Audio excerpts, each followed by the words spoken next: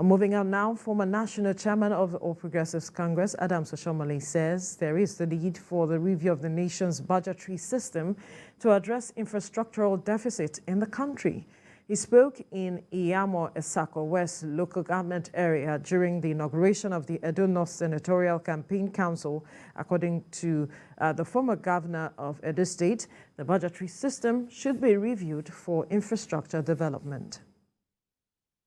My idea of a constituency interest is that I will expect that Edo State members of the National Assembly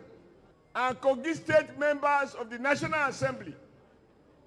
and even Delta State members of the National Assembly, both Senate and Reps, the most important constituency project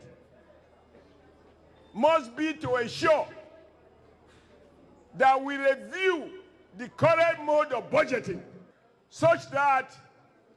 from President Obasanjo to Yaradua to Jonathan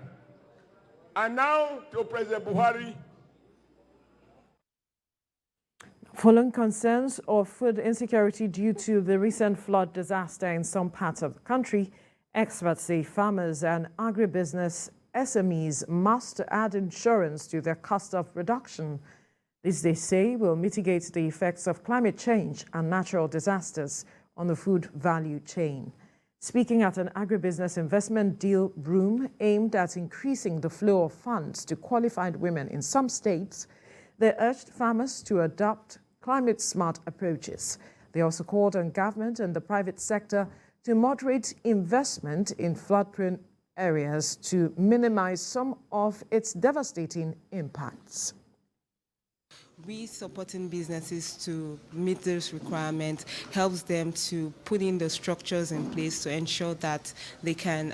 access the right funding, and then they can use that fund to expand their businesses in a way that is environmentally compliant. So this is important to us because we want to see that businesses are more responsible to the shocks that are coming from the environmental issues beyond just climate change, but also in terms of like proper infrastructures to allow their businesses operate optimally.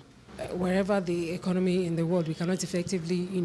forbid flooding or what have you. What we'll continue to do is to be able to generate data, to be able to say that, where areas that are prone to, flooding situations, what can you do to probably, evacuate production activities from those zones, and where you're not able to evacuate effectively, maybe you moderate whatever investment, in the hope that